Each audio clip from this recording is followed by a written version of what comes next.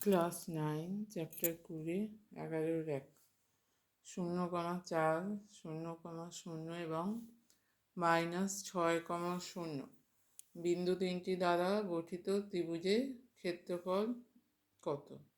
তিনটে বিন্দু দেওয়া আছে, সেই ত্রিভুজের ক্ষেত্রফল বার করতে হবে। এখানে চারটে অপশান আছে, কোনটা হবে?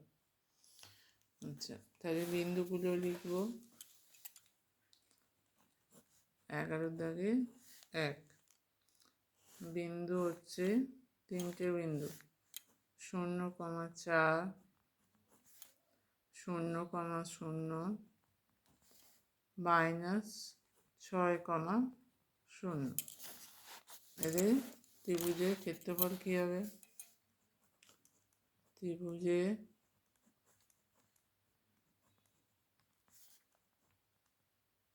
ক্ষেত্রফল সমান হাফ। ফর্মুলা প্রথমে এক্সগুলো 0 0 -6 0 +0, তারপরটা হচ্ছে -6।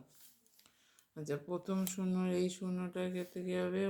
ওয়াই, এটা হচ্ছে x1, এটা হবে y2 - y3।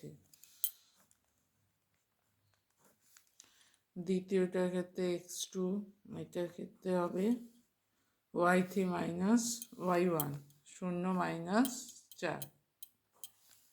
x3 হচ্ছে -6, 6-এর ক্ষেত্রে হবে 4 - 0। হাফ, এটা 0 হয়ে যাবে, এটাও 0 দিয়ে গুণ, 0 -6 হচ্ছে 24। যেহেতু মড আছে তাহলে হাফ মাইনাসটা উঠে যাবে, হাফ পর্যন্ত 24 সমান 12 বর্গ একক।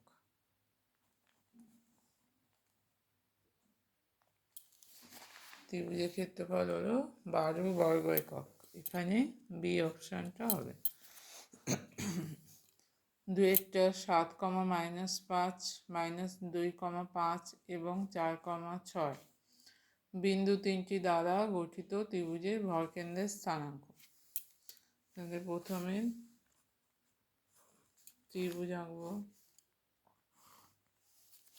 প্রথম বিন্দু হচ্ছে 7, -5 7, -5, তারপরেরটা হচ্ছে -2,5, তারপরে 4,6।